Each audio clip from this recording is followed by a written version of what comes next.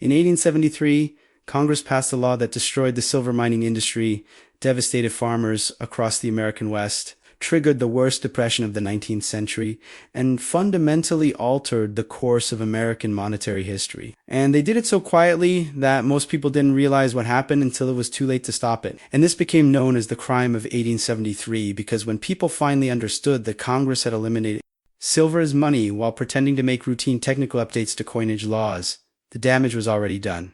Millions of farmers lost their land. Silver mining towns became ghost towns overnight, and a monetary system that had served America since its founding was destroyed to benefit a small group of creditors and Eastern bankers. And by the end of this video, you'll understand exactly what the Coinage Act of 1873 did, why it's called a crime, who benefited, and who was destroyed, and how this connects to the 7% silver reduction we covered from 1853 and why understanding this history matters. For anyone who questions why our money is no longer backed by precious metals, the background to the crime of 1873 starts with what we already covered. The Coinage Act of 1853, which reduced silver content in coins by 7% to keep them in circulation after the California gold rush flooded markets with gold. And that act established the precedent that Congress could debase currency by reducing precious metal content. But it left the silver dollar untouched at its full weight of 412.5 grains because the dollar was used for international trade and wholesale transactions where full weight was essential. For 20 years after 1853,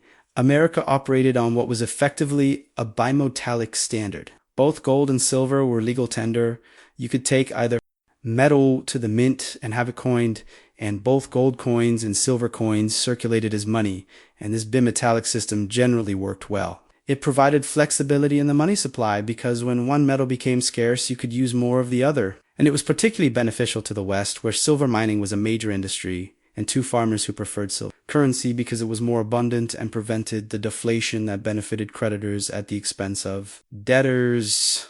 But in the 1860s and early 1870s, several factors converged that made Eastern bankers and gold standard advocates want to eliminate silver from the monetary system entirely. First, the Civil War had forced the government to issue paper greenbacks not backed by gold or silver. And after the war, there was a debate about whether to continue with paper currency or return to a metallic standard. And the banking interests wanted a gold standard, not BMO.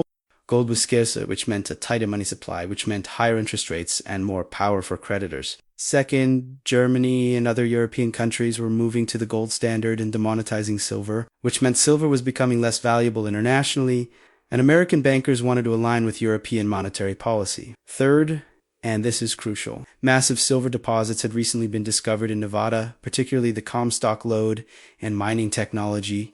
Improvements meant a flood of silver was about to hit the market, and if silver remained money, all that new silver would be coined, which would increase the money supply dramatically. And creditors and bankers didn't want that because more money means inflation, which reduces the real value of debts. And they made their money from lending, so they wanted tight money and deflation, which makes debts more valuable. Here's exactly how Congress demonetized silver through the Coinage Act of 1873 and why it was done so quietly that most people call it a crime. In February 1873, Congress passed what was officially called an act revising and amending the laws relative to the mints, Assay Offices, and coinage of the United States. And this sounds like routine technical legislation updating mint procedures, and that's exactly how it was presented as housekeeping, updating old laws to reflect current practices, consolidating scattered provisions into one coherent statute. And the bill was over 70 pages long with hundreds of technical provisions about mint operations. And buried in all that technical language was Section 15, which listed all the coins that would be minted going forward. And that list included the gold dollar, the quarter eagle, the $3 piece, the half eagle, the eagle, and the double eagle. And it included the silver 3-cent piece, the half dime, the quarter, and the half dollar, but it did not include the silver dollar. The standard silver dollar of 412.5 grains was simply omitted from the list, which meant it would no longer be minted, which meant silver was no longer money for large transactions, which meant America was effectively on a gold standard. And this was done with almost no debate. Most congressmen didn't realize what they were voting for. The bill was described as technical coinage reform, not as fundamentally changing the monetary system, and it passed with minimal opposition. But here's what makes this truly criminal and not just a policy change. The demonetization of silver was deliberate, and those who pushed it knew exactly what they were doing and deliberately obscured it. Ernest Seyd, a British banker and gold standard advocate, was in Washington in 1872 and 1873 lobbying for the elimination of silver. He later admitted he had been paid by British creditors who wanted America on the gold standard because it would make their dollar-denominated loans more valuable. And Seyd helped draft the language that omitted the silver dollar from the coinage list. And he did it in such technical terms that most congressmen didn't understand the implications. When the bill was debated in Congress, there was almost no discussion of eliminating the silver dollar. The debates focused on minor technical issues like the weight of small coins and mint operations, and multiple congressmen later said they had no idea they were voting to demonetize silver. They thought they were voting for routine mint reform. And Representative Richard Bland of Missouri, who became a leading advocate for free silver after 1873, said he was in Congress when the bill passed, and he didn't realize it demonetized silver until years later, which is remarkable. A congressman voting on monetary legislation didn't understand what he was voting for. And this wasn't an accident. This was deliberate obscurity, designed to pass a controversial measure without opposition. The immediate consequences of demonetizing silver were relatively mild because silver prices stayed high for a few years after 18. But by 1875, the effects became clear and devastating. The Nevada silver mines that had just come into full production could no longer sell their silver to the United States Mint for coinage. They had to sell it on the open market where prices were falling because other countries were also demonetizing silver. And silver prices collapsed from $1.29 per ounce, which had been the effective price when silver could be coined to around $1 per ounce by 1876, and it would eventually fall below 60 cents per ounce by the 1890s. Mining towns across Nevada and the West that had boomed during the silver rushes began to collapse. Thousands of miners lost their jobs. Businesses that served the mining industry went bankrupt. Entire towns were abandoned, and the economic devastation spread from the mining regions to the agricultural regions because farmers depended on silver-backed currency for their operations. Here's why farmers were particularly devastated by the crime of 1873 and why this became a massive political issue for the next 25 years. Farmers, especially in the West and South, were typically debtors. They borrowed money to buy land and equipment and seed, and they paid back those debts with money earned from selling crops and under a binitalic system where both gold and silver were money. The money supply was relatively flexible when crops were good and farmers needed more currency to move their goods. More silver could be coined to meet that demand, and this prevented severe deflation. But after 1873, when silver was demonetized, the money supply was restricted to gold, which was much scarcer, and the United States was growing rapidly. Population increasing, economy expanding, but the money supply wasn't growing proportionally because it was tied only to gold. And this caused deflation, which means prices fell, and falling prices are catastrophic for debtors. If a farmer borrowed $1,000 in 1873 to buy land, and he agreed to pay it back over 10 years, but deflation means crop prices fall by 30% over that decade, he now has to sell 40% more crops to earn the same $1,000 to pay back the debt, and many farmers couldn't do it. They defaulted, they lost their farms, they became tenant farmers or moved to cities, and this caused enormous suffering and resentment. And farmers correctly identified the demonetization of silver as a major cause of their problems. What would you do if you discovered that Congress had fundamentally altered the monetary system in a way that doubled the real value of your debts, made it impossible for you to pay back loans you had, taken in good faith, and caused you to lose your farm or business, and they had done this by hiding the change in 70 pages of technical legislation that almost no one understood. This is what happened to millions of Americans after 1870, and when they figured out what had been done to them, they called it a crime, and they fought for 25 years to undo it. If you're beginning to understand that the crime of 1873 wasn't just an economic policy change, but a deliberate transfer of wealth from Western miners and farmers to Eastern creditors and bankers, stay with me, because what comes next will show you the political battle that followed, how the free silver movement almost won, and why understanding this matters today when we live under a pure fiat currency system with no commodity backing at all. Subscribe now, because very few channels will explain how monetary policy is deliberately used as a weapon of class warfare. Di politica. Backlash against the crime of 1873 took several years to build, but eventually became one of the most powerful political movements in American history. By 1876, farmers and silver miners began to understand what had happened, that Congress had demonetized silver not through open debate, but through technical obscurity, and they began organizing first in Nevada, in Colorado, and other silver states, then spreading to agricultural states across the West and South. They called themselves the Free Silver Movement, and their demand was simple. Restore by allows silver to be freely coined at the old ratio of 16:1 with gold. Undo the crime of 1870, and this movement grew rapidly because it united two groups that had common interests. Western silver miners who wanted a market for their silver, and farmers everywhere who wanted an expanded money supply to stop deflation and make debts easier to pay. The Free Silver Movement achieved partial success with the Bland-Leeson Act of 1878, which required the Treasury to purchase $2 to $4 million worth of silver per month and coin it into silver dollars. This wasn't free silver because the amount was limited and didn't restore silver's full monetary status, but it was something it proved the movement had political power. Then in 1890, they got the Sherman Silver Purchase Act, which increased the required purchases to 4.5 million ounces per month. And this actually started to work. Silver prices stabilized. The money supply increased, deflation stopped, and farmers began to recover. But the banking interests and gold standard advocates hated this. They saw it as dangerous inflation. And in 1893, when a financial panic hit, President Grover Cleveland blamed the Sherman Act and convinced Congress to repeal it, claiming that silver purchases were causing gold to flow out of the Treasury and threatening the gold standard. And the repeal of the Sherman Act in 1893 triggered the worst depression of the 19th century. Unemployment reached 25% in some areas, farm foreclosures exploded, and the free silver movement reached its peak. The climax of the free silver battle came in the election of 1896, when William Jennings Bryan, a 36-year-old congressman from Nebraska, won the Democratic nomination for president on a free silver platform.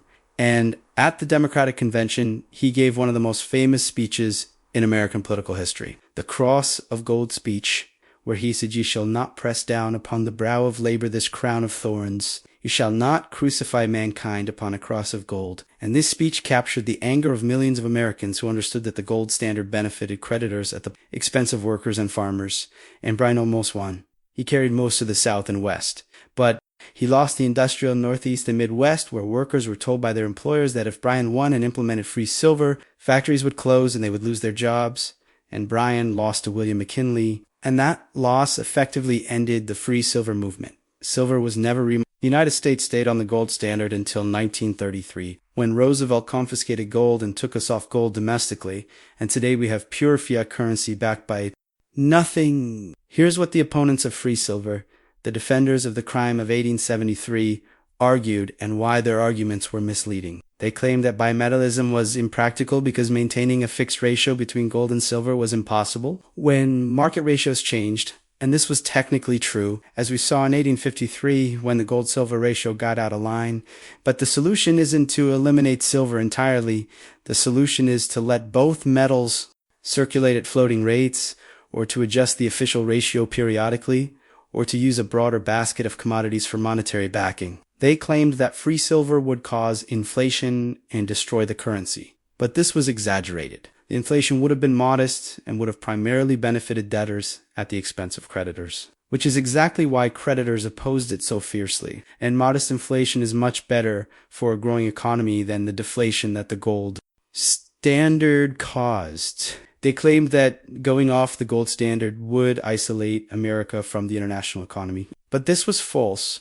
Many countries operated on silver or bimetallic standards successfully, and America's economic power came from its productive capacity, not from matching European monetary systems. The real argument against free silver, which defenders rarely stated openly, was that it would reduce the power and profits of the creditor class. Under a gold standard with restricted money supply, interest rates stay high because money is scarce, and the real value of debts increases if there is deflation, and creditors, who are primarily banks and wealthy individuals in the East, benefited enormously from this. They could lend money at high rates and be repaid in dollars that were worth more than the dollars they lent. And free silver would have ended this. It would have increased the money supply, reduced interest rates, potentially caused mild inflation, and made it easier for debtors to pay back loans. And from the creditors' perspective, this was unacceptable. So they spent enormous amounts of money convincing people that free silver would be catastrophic. And they succeeded. They defeated Bryan in 1896, and the gold standard was preserved until 1930. And millions of farmers and workers paid the price with foreclosures and unemployment. The long-term consequences of the crime of 1873 shaped American monetary policy for the next 60 years and established precedents that persist today. After the free silver movement was defeated, the gold standard became more entrenched. And this meant the money supply was artificially restricted, which caused recurring deflation and financial panics. The Panic of 1893, the Panic of 1907, these were all worsened by the inflexibility of a gold-only monetary system. In 1913, the Federal Reserve was created partly to add flexibility to the money supply while maintaining the gold standard, but this just concentrated more power in the hands of bankers. And the Fed's early policies were disastrous. They tightened money during the 1929 crash, which turned a recession into the Great Depression. Finally, in 1933, Franklin Roosevelt took the United States off the gold standard domestically by making it illegal to own gold, which we covered in another video, and this allowed unlimited money creation, but at the cost of giving government complete control over currency with no commodity restraint. And this is where we are today. Pure fiat currency. And the process that led here started with the crime of 1873 when silver was eliminated, and gold became the sole monetary metal, concentrating control in fewer hands. Here's why the crime of 1873 matters today, even though we're no longer on any metallic standard. First, it shows how monetary policy changes can be implemented through technical obscurity without public understanding or debate. The Coinage Act of 1873 was 70 pages of technical language, and most congressmen didn't know they were demonetizing silver, and today monetary policy is even more complex and obscure. The Federal Reserve operates with minimal oversight. Most people don't understand how money is created or what determines its value, and major policy changes can be implemented without public debate. Just like in 1873, second, it shows that monetary policy is always political. It benefits some groups at the expense of others. The crime of 1873 benefited Eastern creditors and harmed Western miners and farmers, and today's monetary policies similarly have winners and losers. Quantitative easing benefits asset holders and harms savers. Inflation benefits debtors and harms creditors, but these distributional effects are rarely discussed openly. Instead, monetary policy is presented as technical and neutral when it's actually deeply political. Third, it shows that once you start removing commodity backing from currency, it's very difficult to stop. 1853 reduced silver content by 7%. 1873 eliminated silver as money. 1933 confiscated gold. 1971 ended international gold convertibility, and today we have pure fiat currency backed only by government promises on each day. Was justified as necessary and temporary, but the result is a system where currency can be created without limit. And if you understand the history from 1873 onward, you'll understand why many people are skeptical of fiat currency and why gold and silver and now cryptocurrencies remain popular as alternatives. So what should you do with this knowledge if you want to understand money and protect yourself in a system where currency has no commodity backing? First, understand that the debates about free silver versus gold standard in the 1890s were fundamentally about who controls money and who benefits from monetary policy. And those same debates continue today in different forms. Debates about Federal Reserve independence, about whether to target inflation or employment, about whether to use quantitative easing or tighten money. These are all battles about who wins and who loses from monetary policy. And you should be skeptical of anyone who claims these are purely technical questions with objectively correct answers. Sixth, recognize that the elimination of commodity backing for currency was a gradual process that happened over 100 years from 1850 to 1971, and it was accomplished through crises and obscurity. The crime of 1873 used technical language. The 1933 gold confiscation used the Depression as justification. The 1971 Nixon shock used the dollar crisis as excuse.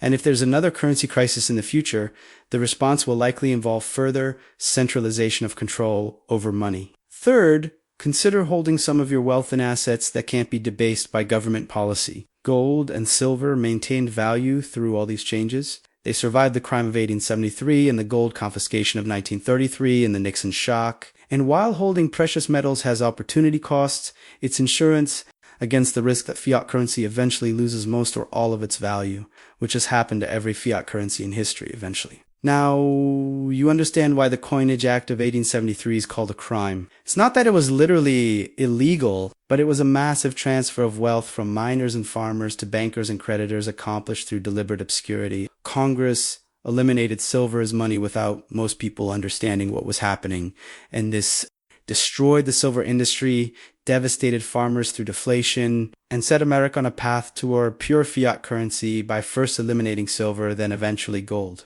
leaving us with paper and digital money backed by nothing except government force. You understand that this wasn't an accident or an unintended consequence. It was deliberate policy pushed by banking interests who benefited from tight money and deflation. And when farmers and miners figured out what had been done and organized the free silver movement to undo it, they almost succeeded, but the banking interests spent enormous sums to defeat William Jennings Bryan in 1896 and preserve the gold standard. And millions of Americans paid the price with lost farms and unemployment and economic hardship that could have been avoided if America had maintained bimetallism or moved to a more flexible monetary system instead of the rigid gold standard that benefited only creditors. If this explanation of the crime of 1873 has opened your eyes to how monetary policy can be weaponized against ordinary people through technical obscurity, and how the elimination of commodity-backed money was a gradual process starting with the 7% reduction in 1853 that we covered previously. If you're understanding that each step from 1853 through 1873, through 1933 through 1971 moved us closer to the pure fiat system we have today, where government and central banks can create unlimited currency. If you're angry that William Jennings Bryan almost won in 1896 and could have restored silver as money, which would have changed the entire course of 20th century monetary history, but was defeated by banking interests who spent millions to scare voters, then you need to see what we reveal next, because the crime of 1873 was just one battle in a longer war over control of money. Subscribe now and prepare to discover how Franklin Roosevelt in 1933 confiscated all private gold holdings under threat of 10 years in prison, completing the elimination of commodity money from domestic use, how the Silver Purchase Act of 1934 destroyed China's economy by driving up silver prices, proving that monetary metals can be weaponized internationally, and how Nixon in 1971 closed the gold window, ending the last link between dollars and gold, giving government unlimited power to create currency from nothing. Because once you see the complete arc from 1853, when government first reduced precious metal and coins, through today, when money is purely digital entries in a database, you'll understand that every crisis was used to centralize control over money, and the process isn't finished, and the next crisis will bring calls for central bank digital currencies that give government even more control. And if you don't understand this history, you'll be unprepared for what comes next.